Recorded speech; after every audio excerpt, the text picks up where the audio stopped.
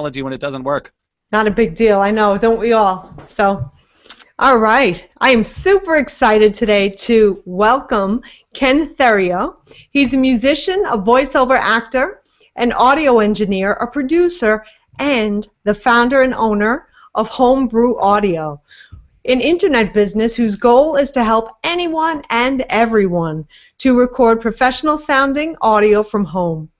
Ken demystifies the technical jargon typically used to teach audio recording so that even a beginner can learn how easy and affordable it really is. Homebrew Audio is focused on helping voiceover and internet business owners learn how to record video narrations, podcasts, and more. Ken also features over 700 articles on his website. That's crazy. And he also has his own online courses, The Newbie's Guide to Audio Recording Awesomeness 1, The Basics with Audacity, and The Newbie's Guide to Audio Recording with Awesomeness 2, Pro Recording with Reaper.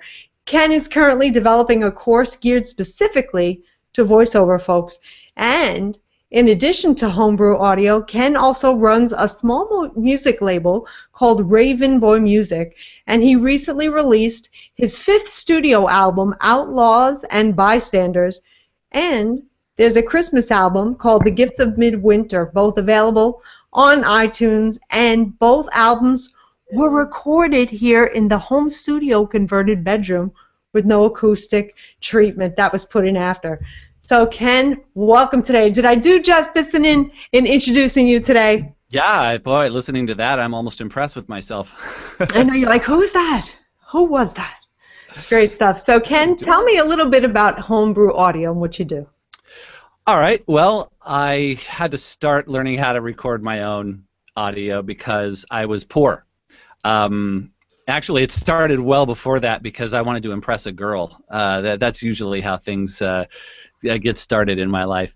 And so I wanted to record some music back when I was a teenager. And heck, you know, you don't have any money when you're a teenager. And back then, it was hugely expensive to go record at a professional studio. So I just did the best I could with a little, like, you know, those little square tape recorders, and my brother had a boombox, and so I was like, well, that song should have a harmony on it, and there's no one to sing harmony, so I'll just play that one, and then I'll record onto this other tape while I'm singing harmony, and then I'll play that one back that has one harmony, and I'll get, and the, you know, I was able to do it, but the hiss was just awful and horrible because it's that audio tape and little cassettes and everything. Anyway, as time went on, I became more and more obsessed with recording my own stuff and not having to pay too much for it. So, because I never had enough money to go to studios, so that's how I kind of bootstrapped it all and learned how to do some stuff. People walked into my room in college and went, "What in the world?" Because I had my roommate's stereo hooked up to a PA system that was hooked up to a microphone, and that was wired into the mixer again, and things were everywhere. Yep. All to avoid having to pay too much, and so that's really kind of where it came from. And then eventually I got, when the digital age came along, I wish so much that this technology would have existed back when I was a kid, because what used to cost $1,000 back then costs you 10 now, or nothing, depending on what you're doing. So basically, as a musician, I wanted to record my own music, and I didn't have any other way to do it except do it myself. So that is how it got started. Cool. So it was really wanting to break into the music industry, and of course you need that for for your career if you were hoping to break into the music industry. Even if it was just a hobby, you wanted to do recording, and you didn't want to have to go out to a studio and do recording and invest in all of this expensive equipment. I totally get it. Yeah, so that really fills a need for those of us who maybe aren't musicians, who are in online business and want to use voice for podcasting, even video recording. And you actually, I want to tell everyone that I actually found you. I was looking for some help with getting the acoustics in my home studio that I have set up here for my podcast, and also improve the acoustics on my videos. So it was totally a need that you filled, and I watched videos that you had after video. Yay! So on Google Plus and stuff. So I was really sold. So I'm glad to have brought you on today and sharing your information with our listeners. Thank you, Ken. I am happy to do it. Great. So it's great that we cross over from musician to home business. Yes. Kind of Oh, yeah. recording. That's true. Yeah. Because I figured I retired from the Air Force. I forgot to mention that. Yeah, I did have to get a real job because if you try to make a living in the music business, it's gonna be hard, and not everybody can get on The Voice. Yes. So I went, did all that, and when I retired, it was like, maybe I can do some voiceover work. I got a studio, and that's how that started. And then I met a friend through doing a voiceover job for him, and he was an internet marketing kind of guru guy.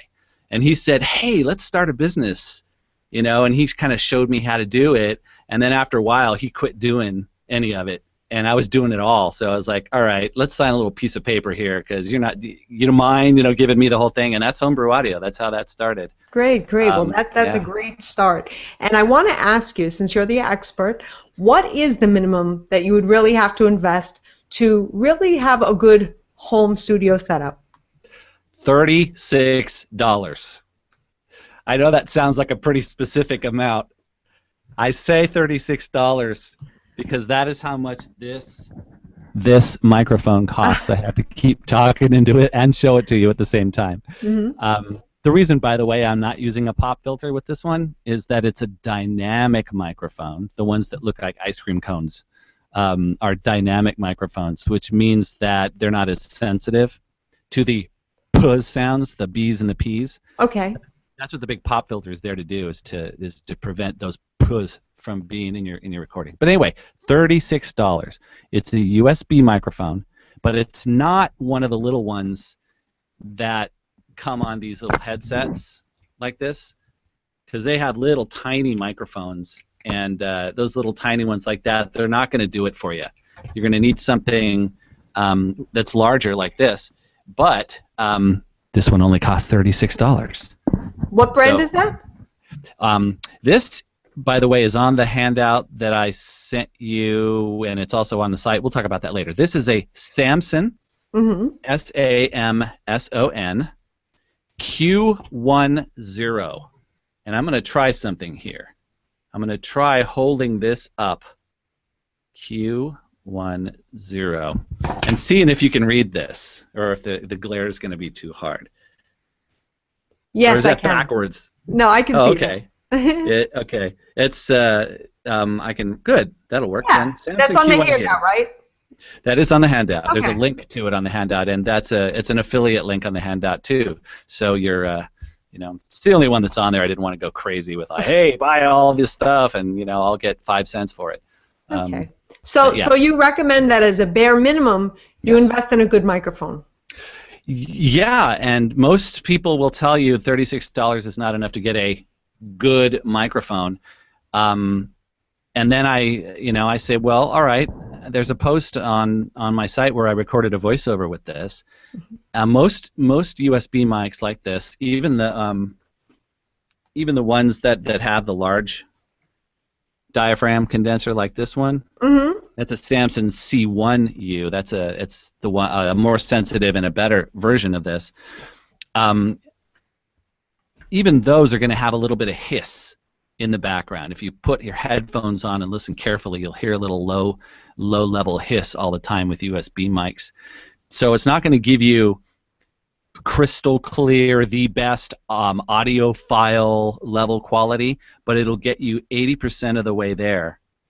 I don't know, I'm making up that number. 90% of the way there. 90% of the people won't be able to tell that you aren't using, a super duper good microphone, because it's so much better than using a little headset mic or little computer. Okay, so if you were PCT using mic. the handheld microphone, the Samson, right? Mhm. What do you have that mounted in? Because a standalone mic usually has like a flat, like I'm using a Blue Yeti microphone. I don't want to lift it up because I don't want to interfere with the voice recording that I have going on here, but it's got a flat plate, then the microphone kind of sits on it like that. So Right. that allows it to stand alone. What do you actually mount your microphone in when you're recording like this? This came with. Let me detach it. It came with a Ah, little tripod thingy with a okay. mic stand, and That's what I was missing. Okay, eh, just stick it in there like that, and you just gotcha. set the little tripod on your desk. Okay, that works out very nice. So that allows you to have a pretty good microphone. I actually had. Do I have it in here? No, I don't. I actually was using like a little lavalier before for some recording of podcasts, but I find that the condenser mic or the my Blue Yeti microphone. What kind of microphone is that? A Blue Yeti is a condenser Okay. microphone, but it's a USB mic. So Mhm. those are the two varieties of microphone that you have. Are condenser mic and USB mic. Just in general, those are the two major types of microphones. As far as the mechanics of it go, how it records audio, Yes. and then of course I mentioned dynamic versus condenser, which is another thing entirely. So actually, I think I'm getting myself all confused. The USB mic plugs right into your computer. Mhm. And those are the two mics that I mentioned so far. And that's why they're so inexpensive, because they plug straight into your computer. You don't need a separate interface to get the good sounding audio. And of course, USB mics come in both dynamic, like this one, and the one like you have, which is the Blue Yeti. Blue is the company and Yeti is the brand. That is a condenser microphone, which is, let me get this one out of the box, similar in style and size to the Samson C01U, and that also comes with a stand if I wanted to use this one too. Yeah. But I It figured I looks. would use the one that was the least expensive, so you could even get an idea what it looked like and what it sounded like Yeah. while we were using it. Yeah, it really does sound pretty good. I mean, I would assume that that's pretty similar to the handheld one that you have there. I haven't heard it yet, but it seems like a great option. Um, I want to ask you, what do you think of a boom on a shock with a shock mount that you had the first time that we kind of tested out this interview last week? You have a boom mount, a boom with a shock mount, or a standalone mic. Which do you prefer? Which is the most affordable? What would you recommend? I love having it's I could pick up in fact I will. Hold on, let's see how this. Okay. All right. The scissor boom mounts. Terrible cameraman. So you can it just clips to the table like that, and it has one joint right there, and then up where the microphone is. So you can swivel this around all directions, and you can change the angle of the mic, and then just push it out of the way when you're not using it. That is the way to go. That is, if you're going to do most of your recording at your computer, if you're doing podcasts, you probably are, and you do podcasts. Do you not do most of your recording at your desk right there? I do. I actually record. Let me see if you can see. Right in that little nook that I'm pointing at, Oh, I have yeah. some. Yeah, so it's like right there. And whoops, I'm also on a table that's shaking when my foot is going under it. Sorry about that. So it's nice because I have all of the foam like right in the corner there. And then it kind of cushions the sound, and it just kind of bounces back at me, and it's really a nice warm sound, and it's a great place for podcasting. Nobody can bother me. I'm like in my little nook, and I can say whatever I want to the whole world. So, yeah, and it's so convenient because if I'm here doing something and somebody calls and says I need a quick voiceover or I need a quick demo or whatever, I can, or a Skype call. You know, I might be working on something not using the mic, and I hear the little do thing that comes in when someone's giving you a Skype that was very call. good, actually. That was very good. Just to let you know, your camera is tilted up a little bit now when you put it back. I think it was great that you could let us see what that boom arm looks like. There we go. Ta-da! That was perfect. Okay. So let me ask you, now that we know just a pretty affordable microphone, whether it's standalone or you know, you're going to have it on a shock mount, whatever, on a boom arm, what is the proper placement for you to speak into the microphone?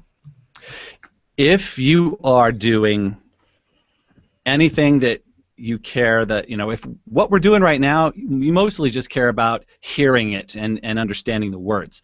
But if you're doing something that someone's really just going to be, you know, like a podcast or a video, something where people can listen to it over and over again, you want the audio to be the best. And this is about where I put the microphone, which is a lot closer than people think you really need to do it. I say 3 to 4 inches is best. Okay. When I'm using this one here, here's how I have it. Hello, testing 1 2 3. So you can see it's about 3 to 4 inches away. It's still about the same. Yep. Maybe a little further, maybe a little bit further away. You don't have to be as close. And the key is that in a room that hasn't been acoustically treated, and you can see probably in the background I've got those little foam rectangles on the wall, so this room does have that now.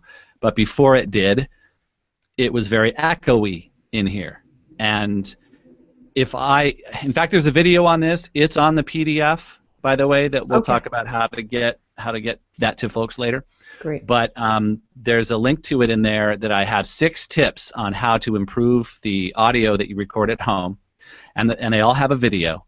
And the first one has me recording about this far away, blah blah blah blah blah blah blah, and then I do another recording with my mouth right here, and that will show the massive difference in the reduction of echo in the room and the overall depth of the voice.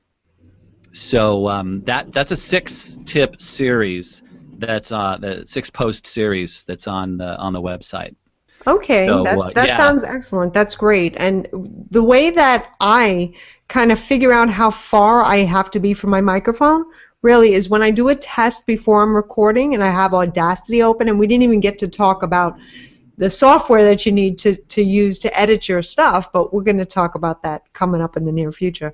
But when I do that, I always test to see if it like clips, like if my voice is getting too towards the top where I'm actually losing some audio, then I know that I should pull back a little bit.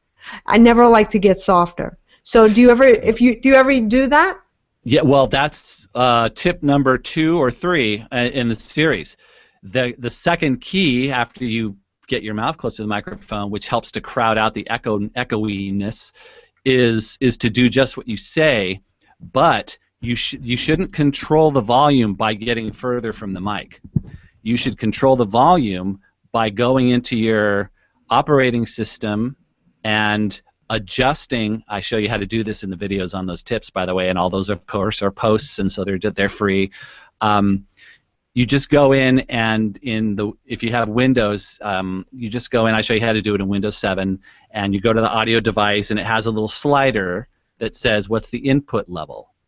So get close to your mic, speak how you're going to speak, and maybe just a little louder, and then use that slider to control.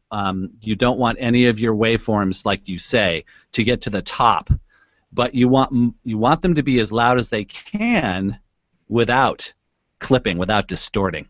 Right. And sometimes if I don't use and I'm doing this to ask you something, I'm not doing this to kind of tell everyone what I do because I don't even know if it's right, but sometimes I'll go into the gain, like on the back of the microphone, and I'll just pull it back a little bit. Is that right also? You brought up a good point. Most microphones don't have their own gain control. Oh, I didn't know that. But Okay. the Blue Yeti does. Okay. So in your case, what I just described doing in Windows to go and change the input volume, you'll want to make sure that that's set somewhere in the middle at least. But then you can control it from your actual microphone. Yes. Okay, that's great. So there's two ways to control it, but I usually use my gain to do it because it's a little tricky for me to get into my Windows and find my control panel because I've got other things open like my Logitech webcam software and so it's kind of confusing. So I just have a little knob and then I turn it. I really don't want to move the microphone up and show you because this table is a little wobbly, but I understand. Yeah. Yeah, there is one caveat to doing that. Okay. When you have two types of gain control in your signal chain, so your voice into the microphone, the Blue Yeti's gain control, and then Windows gain control, you run the risk of having one of them be too loud while the other one isn't, and distorting at one of those points. The more points you have, the more points of failure exist, possible points of failure exist. And I have a friend who is an internet marketing person too, and she also has a Blue Yeti, and her microphone is almost always distorted. And I'm trying to, and I don't know. I mean, I wish I could sit by her and go into her Windows and check that and check the gain and get it all fixed up for her. And everybody else always says it sounds fine, and well, no, it doesn't. I actually called Blue Yeti because I was having a problem with some distortion also. I switched to a different computer because I was having a major crash. I had this computer crashed, and then I had a virus on my other one behind me. So I had another interview set up, a Skype call for a podcast, and I had to use another room in this house and set up the Blue Yeti. And there was a whole setup in that room, and when I set up just what I had here, it sounded totally different at another computer. So I called Blue Yeti. So their technical support is pretty good. So I recommend that if you do have a problem with your microphone, can't figure it out, and Ken's busy that day. I do respond to those questions. I'll keep doing that until I have to pay someone else to do it. Yeah, so that's just a suggestion I had. But let me ask you about this. What is this? Tell me a little bit about this pop filter. Right. I mentioned the two different kinds of microphones. Oh, bless you. I'm sorry, that was a cough, but thank you. Oh, okay. The one that looks like this is a dynamic microphone, and they're not very sensitive, so the P's don't come across as some big explosion of air. But with these microphones, these are super sensitive, and they have a very, I'm going to move mine out of the way, the thing you just asked about, and they have a very wide, what's called a capsule, and you can almost see it inside the grill from the light. It's a round capsule that is what catches the vibrations of your voice. These are very sensitive. And if I tried to record into this without one of these, what you'd get is, and you've probably heard it before, people talking, and then that they say something that has a in it, hippopotamus, the P will just sound every time they say a P or a B, you'll just hear this in the bass range. And what this does is it has all these little holes in it, and the one that you have there, this one's made of metal. The one that you have is made of almost like nylon material, right? Or what do you call that? A stretchy sort of nylon. What that does is breaks up the air. So there's a column of air that goes right into that capsule and causes the explosion. What this does is it helps to break up that direct blast of air and diffuse it out so that it doesn't all target right into the middle of the mic. And so you really whenever I've had long voiceover jobs, I have spent at least half the time in the editing process editing those they're called P-pops or plosives if you're into linguistics. I use a equalization effect to go into there and every time a P comes, it's just it's like highlight the little area and then hit the EQ preset that I have for that to lower the volume of that one. But this will help you not have to do all that editing because it'll prevent the P-pop from going into the recording in the first place. So it pretty much cushions the sound and maybe warms it up a little bit, diffusing any of that direct contact that your voice has with the microphone? Only the consonant sounds that have a lot of air to them. Gotcha. So it won't do anything for the voice itself. At least it shouldn't. It really is just there to protect it from the blasts of air that come out whenever you have letters or consonants that right. Those kinds of things. Right, the P, yeah, definitely the pop filter. So, okay, so what I want to ask you now is something that kind of troubled me for a little bit when I was actually starting podcasting, and I also wanted to get better at recording my voice better, even on the videos that I would be doing on YouTube. And this happened to me, and I'm sure that it's happened to listeners today, maybe even some of your listeners and your customers for your courses. I went into, I won't even say the name of the store, okay? It's a big chain, and it's a music store. Maybe it rhymes with Guitar Center. I don't know. So I went in, and it was a local one here, and I was telling him what I wanted to do, and he sold me like this $700 Shure microphone. It had like a lapel mic. It wasn't even like a vocal mic. I used to be a vocalist, so I know what, voice recording stuff and microphones and amps and all that stuff cost. This was pretty damn comparable, okay? And I was very surprised when I came home. I hooked it up. I had a laptop. It was so confusing to me. It was a mixer, so that this way I was able to adjust the sound after I was seated and I was recording, and I wanted to see. Can you tell me if it's absolutely necessary for someone who wants to get started doing podcasting or doing some voice recording at home to have a mixer? Do not have a mixer. That is the answer. And if you want to know why, there is a post whose link I did put on the PDF for that particular question because I had already written a post on it. And in this day and age where you have USB mics that plug directly into your computer, and you also have mics like this.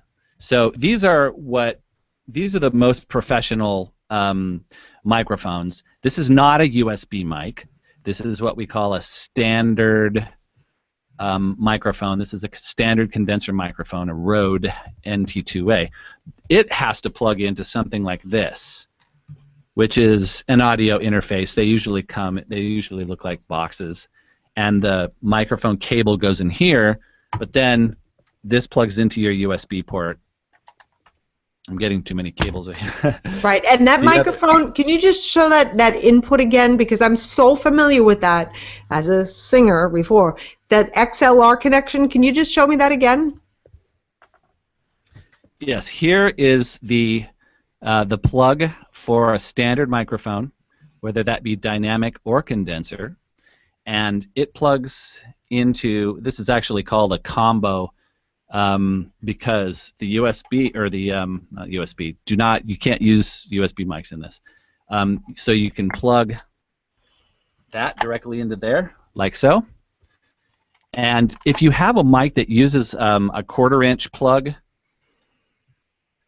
like this, some microphones have an end that's like that. By the way, if you have a mic that has an end like that, it's probably not the best mic in the world. But even though it's gold? Even though it's gold, I know. Go figure. That also plugs directly into here as well. Okay. That's why it's called a combo jack. But anyway, so whether it be this kind of mic or a USB mic, you do not need a mixer. And the reason why, we already talked about how to control the volume of a USB mic. You control that either in Windows or Mac, or you might have a one like you had that has a control on the outside, or these boxes have input gain knobs on them. You can see all of these knobs right here. Those are there to control your mix. This has 2 microphones. Oh, it ended. No, it didn't. No, it didn't. It still says live. Oh, wow. That was funny. We are still live. I'm sorry. Yay.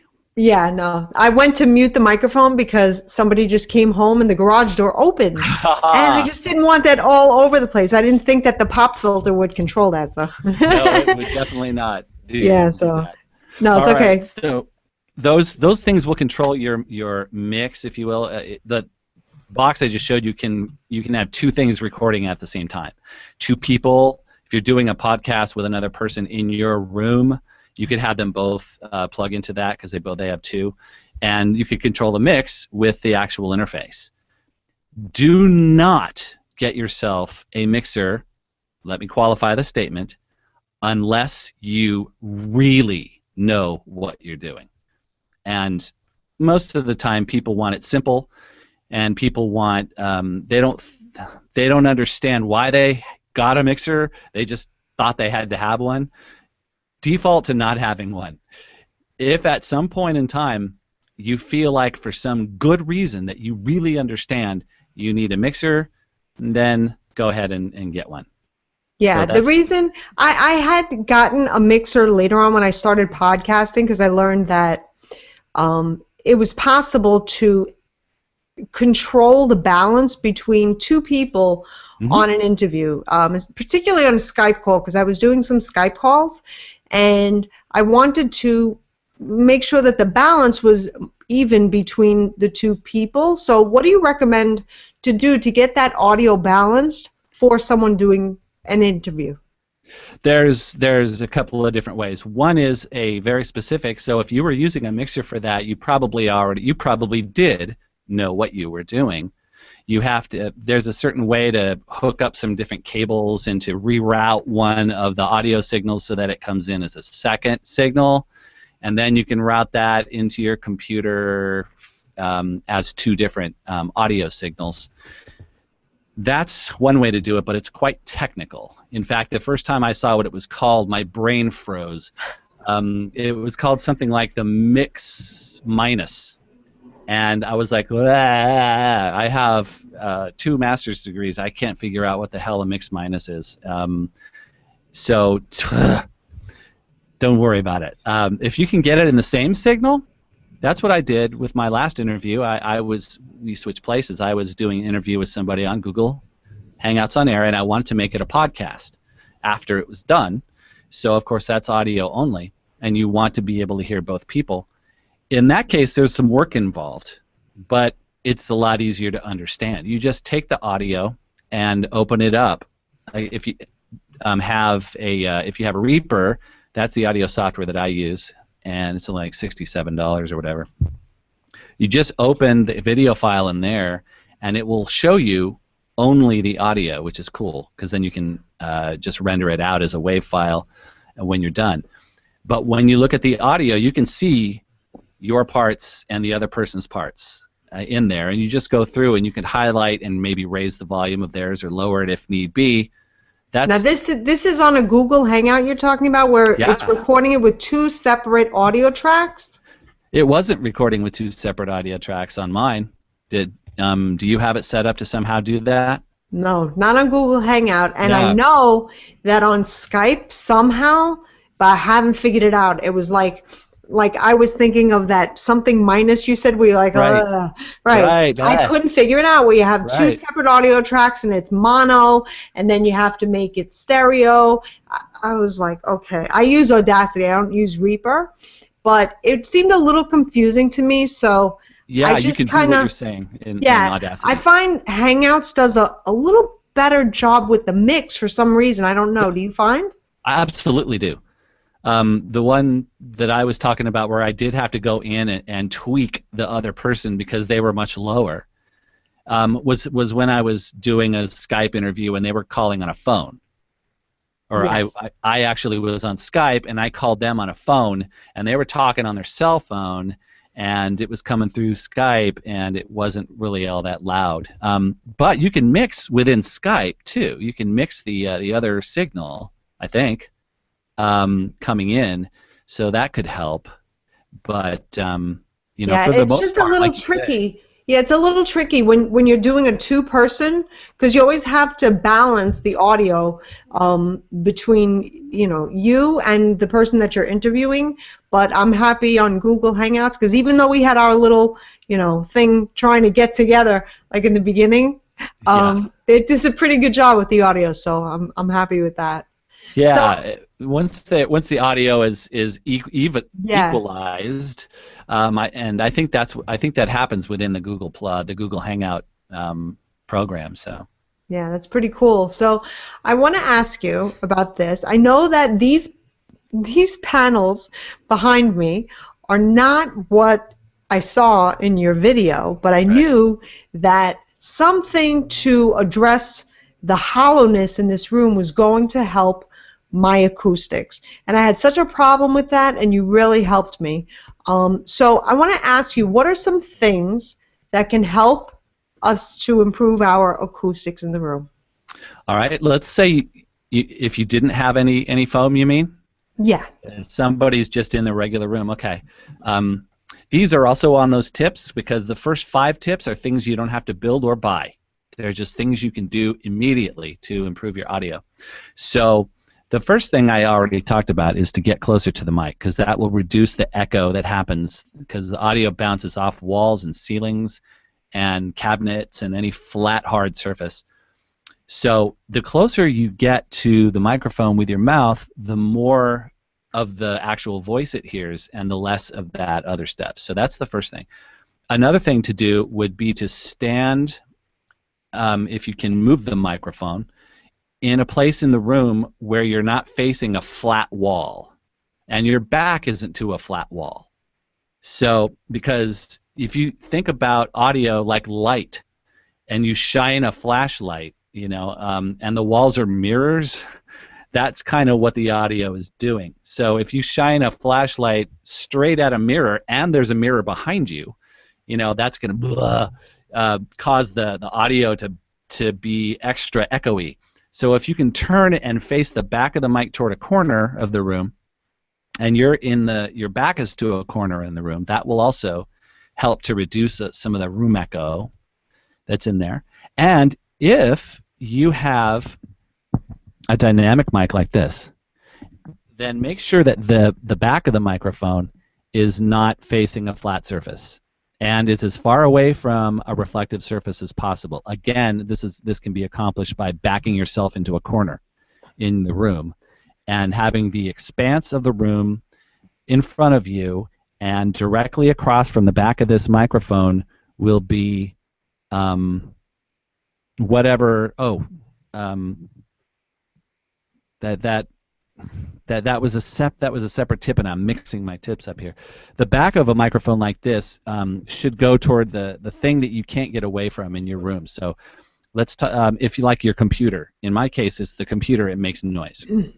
So if I make sure that I point this toward the computer, I'm still in the as far away from it as I can get in the room. But unless you're going to go in your hallway, there's only so far you can go.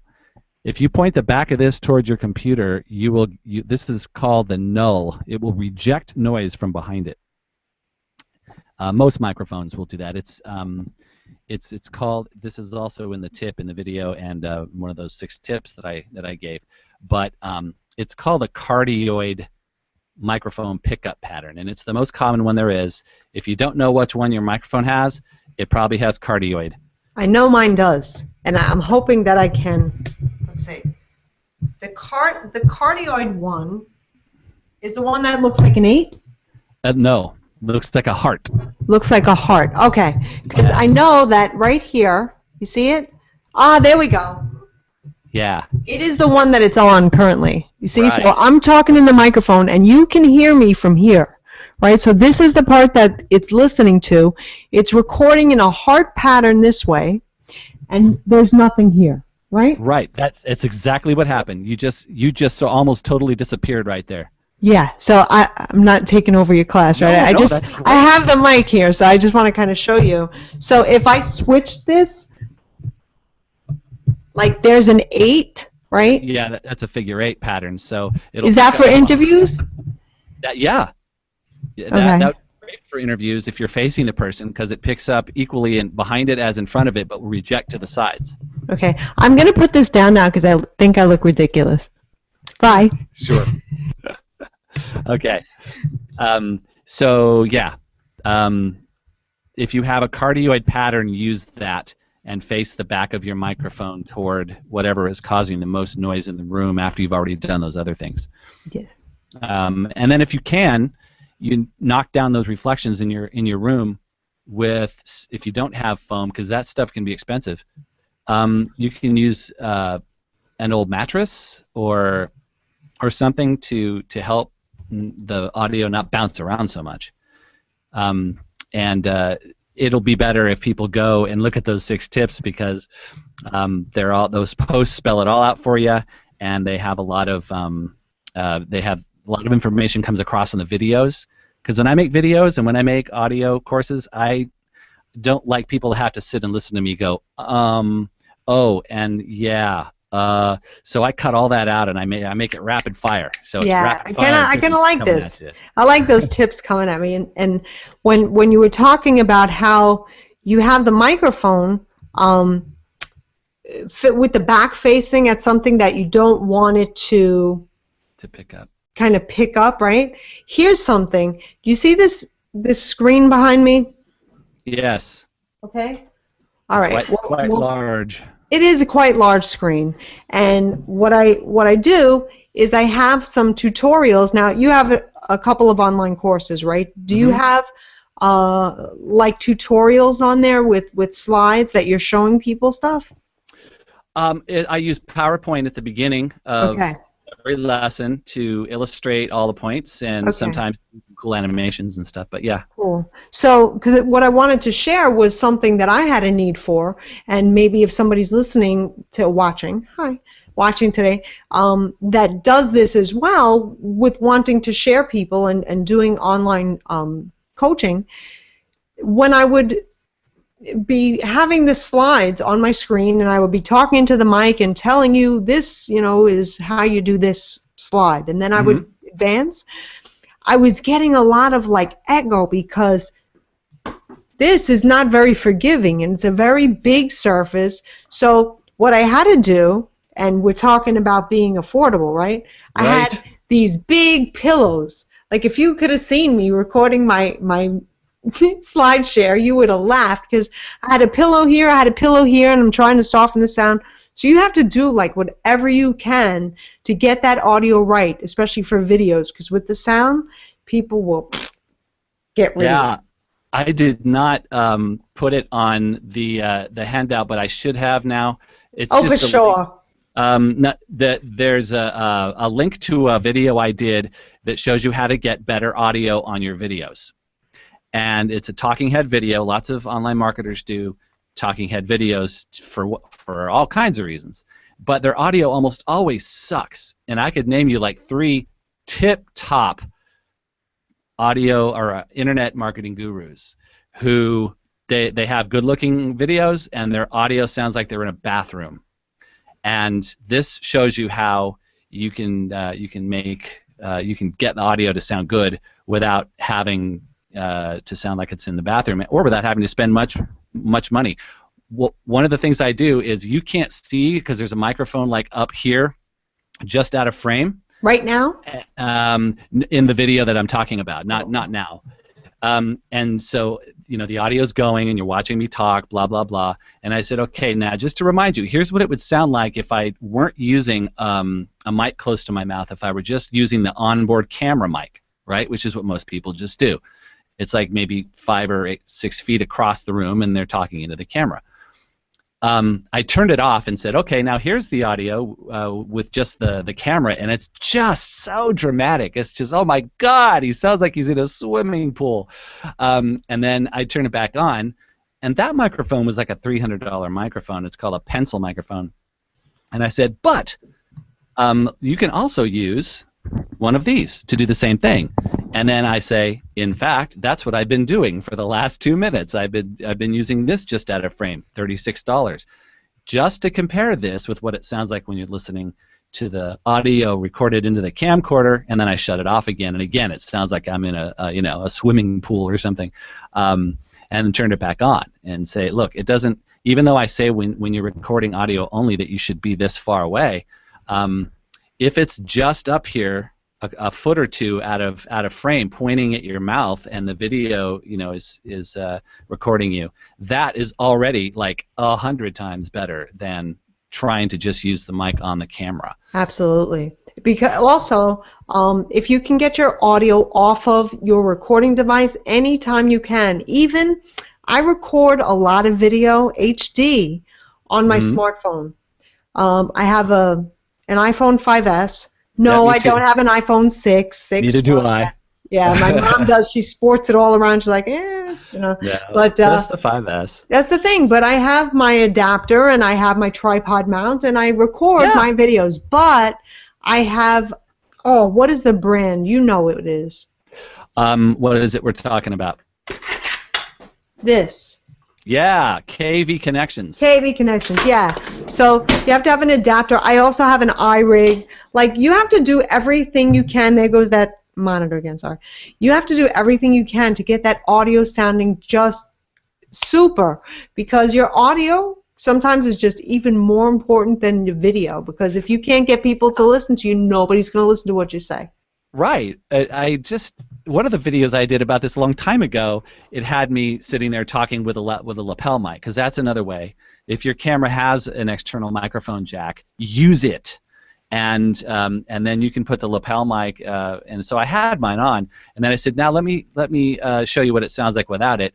And then I took it off and did some dumb little spiel like, hey, I'm an internet marketer and I'm making a great looking video, but for some reason I don't believe that audio is important at all. So buy stuff from me. Then put the thing back on just to illustrate the massive difference in sound quality, like you talked about. Did you have that? What? Did you have that adapter before? Before what? How long have you had that? The little cord. Before you? Like BK? What do you mean? Before you? Before what? The little adapter cable. I had this. I trained with James Wedmore for all of my video marketing. Oh, wow. And I learned how to do all my video and stuff and the best way to record. And I did a ton of training with him.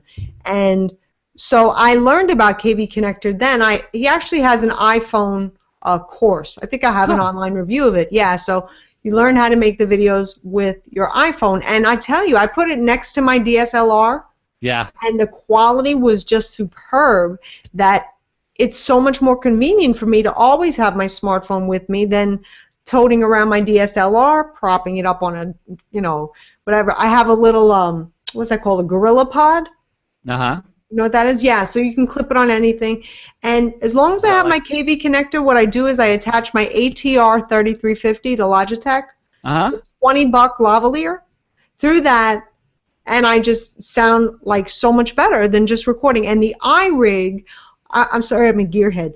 The iRig allows you to get some gain in that volume, because sometimes, like when I was just using that KV connector that was just in my drawer, I had no adjustment to the volume. I had a little bit in the movie recording app, Movie Pro. That's what I was, like $4.99. So I was using that, and I had a little adjustment, but that iRig really improved the audio on my video. Oh, that's good to know. The reason I asked is that just last week I did a video on that, using the KV Connections cable, and it was called how to use a wireless microphone with your iPhone video. Nice. And I had it on there. So that's why I asked you. It's like, wow, that's pretty coincidental. Yeah, I know a little bit about myself, but you have to Yeah. learn. You have to learn from the pros, and that's why you're here, Ken. So tell me this. What are some of your absolute favorite pieces of equipment that you just can't do without? Well, I did mention already this scissor. This Yeah. scissor boom here is, I do so much of my recording right here, sitting right where I am. 80% of it I do right here, and I think it cost me $90, $80. I don't remember, but I put a link to the first post of a 5-part series on the PDF that we keep talking about, and that is how to build a home recording studio. And that's in. There's a link to a place, to BH. I use. I'm an affiliate of B&H Photo, Video, Audio, and this is on there, and it'll show you how much it currently costs. It keeps like going up and down, but it's like $100 or a little less, I think. Okay, so But that's absolute. That's great, and that allows you to kind of move wherever you are in your home studio. Is that why you use it? It allows me to push it out of the way when I don't need it, and then when I need really super good, totally top of the line audio, I have my best mic in, like you say, in a shock mount. And what a shock mount is, for everybody who doesn't know, is this thing has little elastic bands on it, and it helps the mic sort of float there, so that if I bump my desk, the vibrations don't come down this thing and then into the microphone. That will prevent vibrations coming in the microphone. But no, because it's so, I can just push it out of the way, and it's right there when I need it, and I can just grab it and go and use it. But no, if I have to record, like my wife is also a singer and a recording and a voiceover person, I have another mic set up right here. And I'll sit here and be the control guy, and she'll use this microphone to record at the same time, and I can use that one if I need to, for some reason, if I need to get away from the sound of the, I don't know, I don't know all the reasons why I would need to do that. Maybe I'm shooting a video. So let me ask you this: you have that microphone hooked into a box, and then when you need to connected to your PC, is it always connected to your PC? Yeah. Do you have a standalone? Do you have I have a little tiny laptop right here. That's what I'm using. So yeah, it connects very easily to your computer? This box right here is meant to be mobile. Okay. That's what I wanted to find out. I think it's great. I have a different version of this. Mine is a Scarlett, a Focusrite Scarlett, but it's the same. It's the exact same idea. It's a box like this. It plugs into your computer via USB, and it is always right there. And I can plug 2 mics into it, or just 1 mic into it, and you can record 2 at a time if you want to. So but it's always there. When you need the microphone, you plug it into the box and then into your computer. It doesn't always stay hooked into your computer.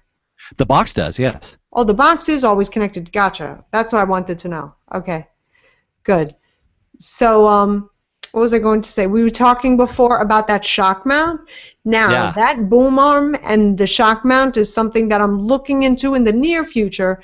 Not right now, but this Blue Yeti microphone, right, is awesome. Okay, it's standalone. If you hit the desk, oh my God, it sounds so loud. So if I have like it's a piece of foam that I got from, I don't know, it was cushioning something. See, I cut it. And I keep it on top of that, and that kind of protects it. So foam definitely does save me. If you can't, like, afford or you can't get your hands on, like, a boom arm with a shock mount, protect yourself with foam, not just from the side, but also from the bottom, too. That is a great idea. But I couldn't do it here, because if I did, it would be like... for the video, so I didn't think that was cool. They do make tripod. That's for the other kind of recording. Mic stand adapters for the Yeti. Really? Yes, that you could attach to a boom like this, if you wanted to. Yeah, because I like this micro. I have some microphones from that I kept from when I was a singer. And they have the XLR connection, and I was thinking of using that, but I would have to get a box to do that because I don't have. I mean, this is a USB, and it's so Right. easy for me. I would have to Correct. get that interface. So Yep. that's a definite good suggestion. I did not even know that, and I want to let everybody know that this PDF that Ken speaks of so often throughout the video and the podcast. This will actually be in the show notes for this episode. I believe this is going to be episode number 56. Okay, and that's going to go live next week. So right after Thanksgiving, it will be there. The show notes, you can get those, and Ken has been so gracious to give all of his tips to us, and I think that's awesome. So tell me, Ken, what projects are you working on, including this bedroom vocal recording room? Sounds kind of mysterious. What is that about? Yeah. Well, we talked about the acoustics, and we talked about ways to make your audio sound better, and all of those things were how to bat down the problems that the room is causing. So the room is your enemy, and for the most part, every room that you have in your house is going to be a rectangle or a square, and those are the worst possible rooms to record in for audio because the audio just bounces back and forth off the walls, ceilings, walls. And so all of the tips you normally get are meant to fight your room, stop those reflections from bouncing back into the microphone, or some other thing that your room is doing that's bad for you. The person who invented the foam you see around the walls here is an acoustician and is extremely smart about and has been doing this. This is his life's work. He invented this foam that specifically targets the human voice. Unlike most of the foam you get, which is sort of broadband. And this is called acoustic fields, by the way. That tip number 6 talks about it. That's what the whole video and tip number 6 is in the that how to improve your audio series that I talked about.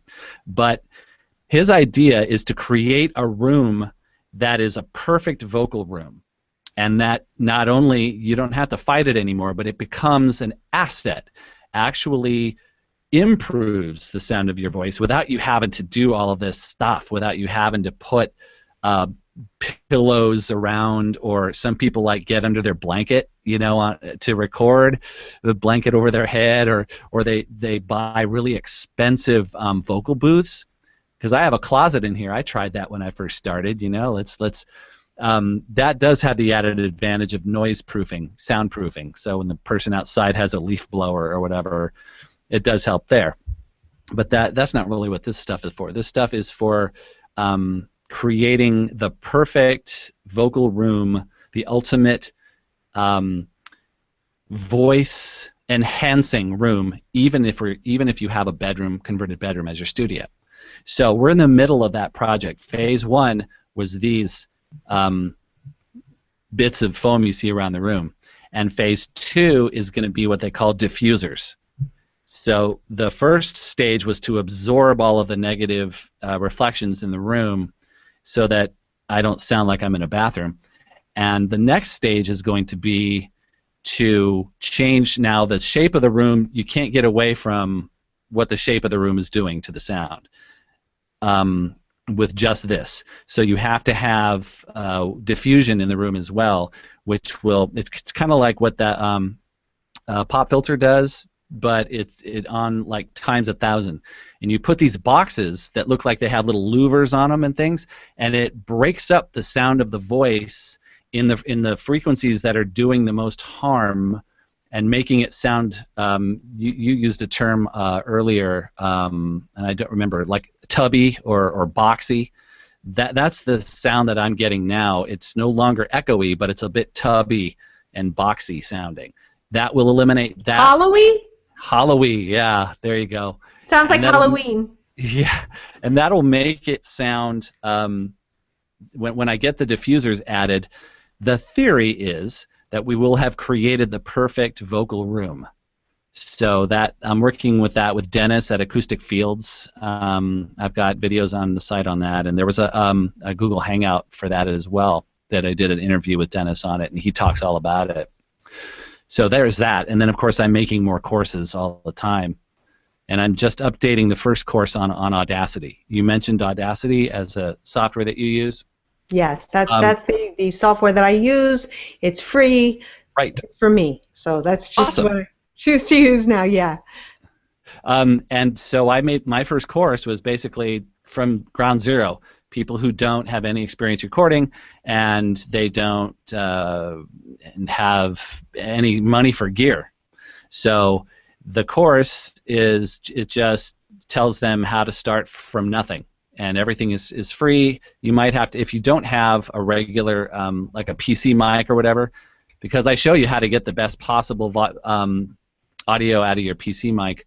I do the first like 8 videos using that mic, just so that they can, people who are watching can see what it sounds like and hear what it sounds like. But it goes through, I had to update that. I did it in 2009, and Audacity has totally changed. So I've been spending the last sort of 4 months updating the course, and I got 2 more lessons to go. Okay, that's great. So you're working on the perfect home recording studio, and you're working on your courses. I love it. I love it so much. Thank you, Ken. So tell me, Ken, how can people reach you? I can be reached at ken@homebrewaudio.com. Okay, and you're also on Google Plus, and you're on Twitter or Facebook. Which one? All. Homebrew Audio is on Facebook. Homebrew Audio also has Google Plus presence, and the Homebrew Audio channel on YouTube is on fire. Yeah, I absolutely recommend that. I would say, again, I found Ken on Google Plus. I think from a YouTube video with Dennis that I actually saw the acoustic expert with those foam panels that he has. Don't look here. But I did what I could. So. Well, that can be pricey. Trying to use this particular foam, it's fantastic, but it's also, it's not going to necessarily kill you. But if you can afford it eventually. Sure, it depends on your needs, and if you're just starting out, like I was, I actually in April I started my podcast, and my YouTube channel I started at the end of last year. So it's always a progression. You can always improve your audio, can always improve your video and the stuff that you create. So Ken, thank you so much for our interview today, and this will be episode number 56, the Smarter Online Marketing Podcast, and it will also be on my YouTube channel for Say Wow Marketing. Thank you so much, Ken. Thank you. Take care now. Thanks. Bye. Bye.